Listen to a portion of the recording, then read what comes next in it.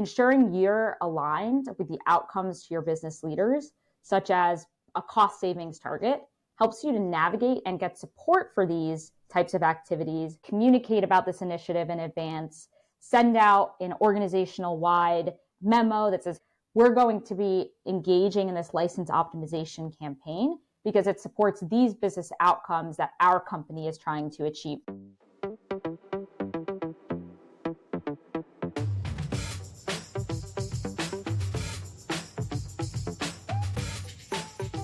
In our last episode, Chad Heinen joined me to discuss the ins and outs of application onboarding, what it is, its role in app prioritization, and how it centralizes all of your critical SaaS data. Now, if you've been following along with this series, at this point, you've built a pretty solid foundation for SaaS management. But you may be wondering, where's the ROI? How quickly can you get to value with your SaaS management program? That's why today I've invited Zylo's Rena Steinberg to help us answer this very question. Rena is a strategic account executive at Zylo and is essential to helping all of our enterprise clients develop SaaS management strategies that align with their business outcomes. Welcome to SaaS Me Anything, Rena. Happy to be here. As we heard at our SaaS Me conference a few weeks ago, most companies today are focused on hard cost savings and cost avoidance as the primary objectives for their SaaS management program. Now, these objectives are where you get the ROI and drive value for your company. Connor Mullaney recently said in an episode of the show that he felt SaaS management really does have a quick time to value. Now, Rena, I'd love to hear a little bit more about this topic from you. How quickly have you seen companies get these savings wins, and what are they doing to actually get them?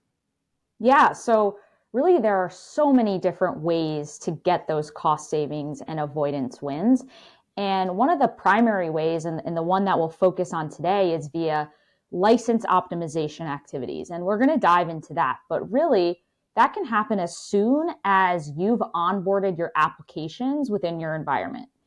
And what we mean by onboarding is, in this scenario for license optimization, the two most crucial aspects is understanding when the contract start and end date is for your SaaS application, and then also having line of sight into the utilization or usage data for that application. Makes sense.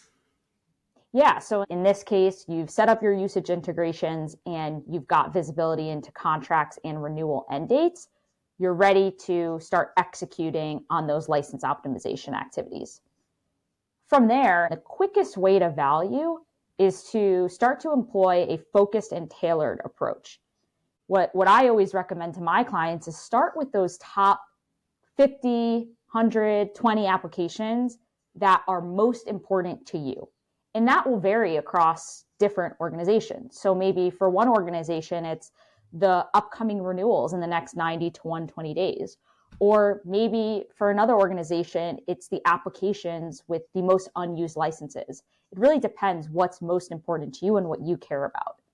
Once you have that subset of applications identified, that's where I recommend on focusing on two specific things to get you to value super quickly.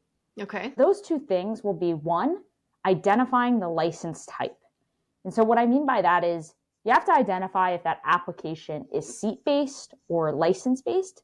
And if it is, you know that that is a good application to right-size licenses, since if you pull back a license or you remove a license for a user, this could directly translate to a cost avoidance or savings opportunity at time of renewal.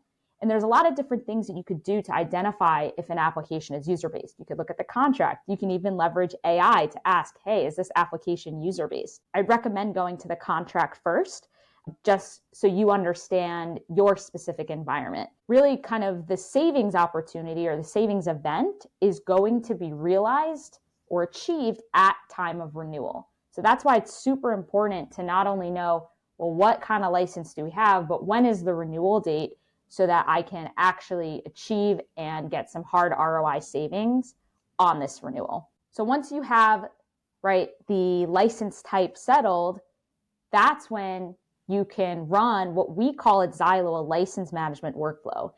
And really what that is it's essentially a survey that probes the end users at your organization as to whether or not they need that license for a specific application. So we could go reach out via email, say, hey, Meredith, right, we see you're not using your license for this application. Do you need it? Yes or no? And then we'll prompt Meredith to say, yes, I need it, or no, I don't.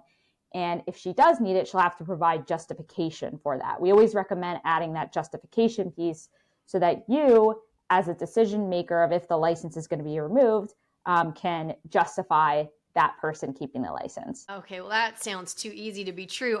There's so much value in information, I think, that can be collected at the time of renewal, and that can feel a little overwhelming. And I love how you've laid out this license management workflow to make it feel achievable and actionable. Can you walk us through like what the prerequisites or maybe foundational pieces that someone needs to make sure are in place so they can ensure success with a license management workflow?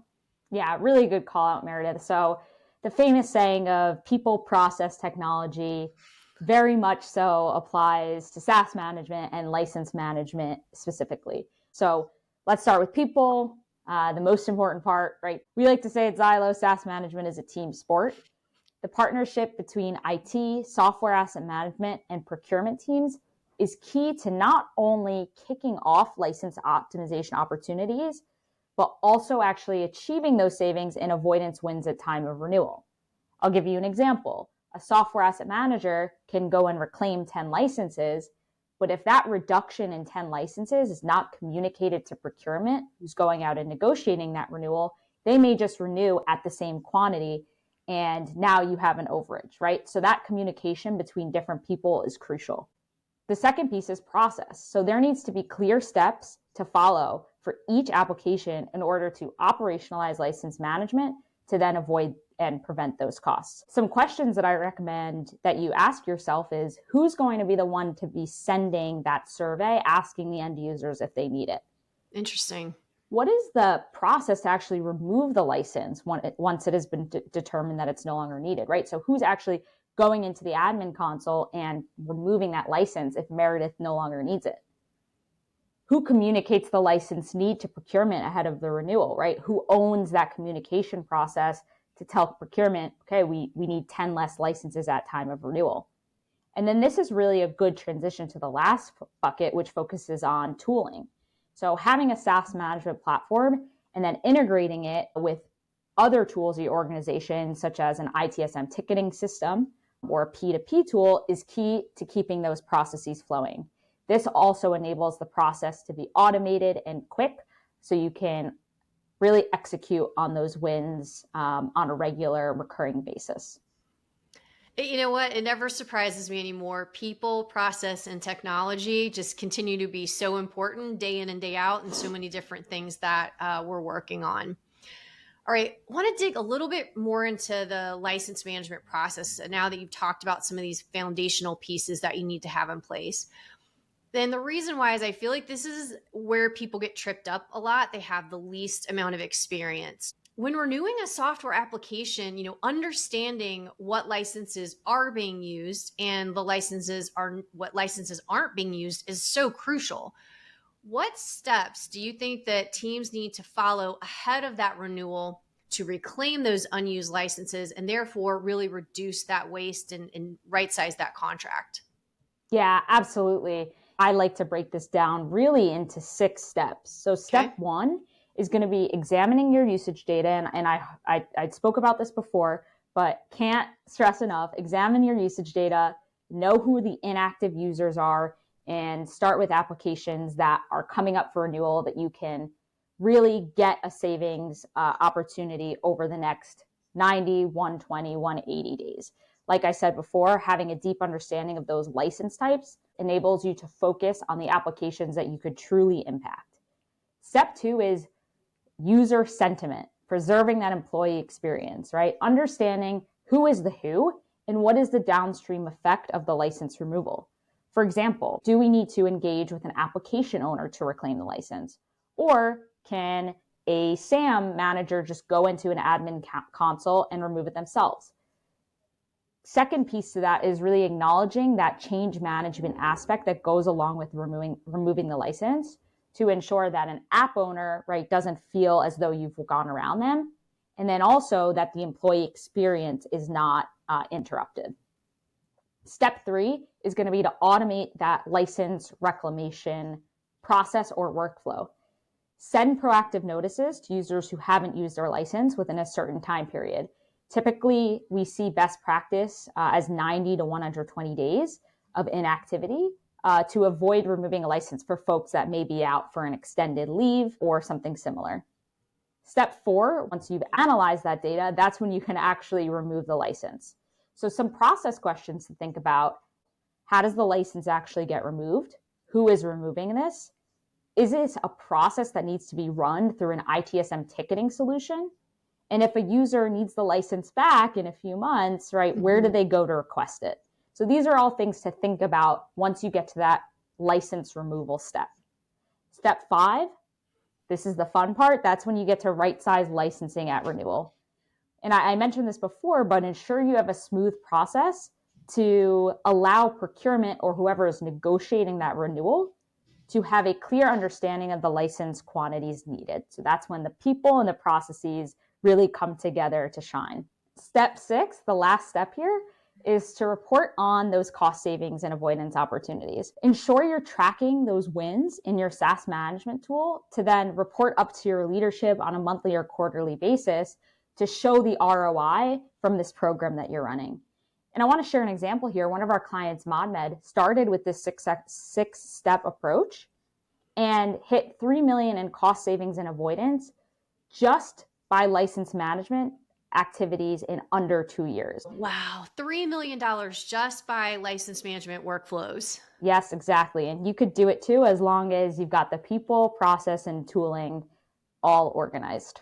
Wow, Rena, I love what you laid out. 6 very clear steps that positively impact the business to save money that can be used for innovation. It could be used to save jobs. It could be used for a number of things. But you also spoke a lot about the employee experience throughout that too, that this whole process doesn't have to be a harmful or weird experience for employees, that they're very much taken at the center throughout, which I loved that. And also, I think a step that is so often missed is, and you hit on it in step 6, was evangelizing those wins.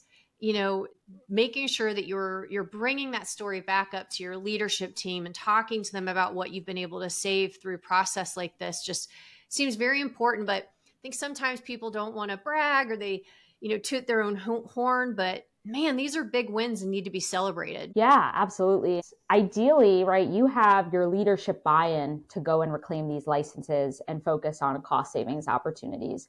Ensuring you're aligned with the outcomes to your business leaders, such as a cost savings target, helps you to navigate and get support for these types of activities, which can oftentimes be political if the right support isn't there.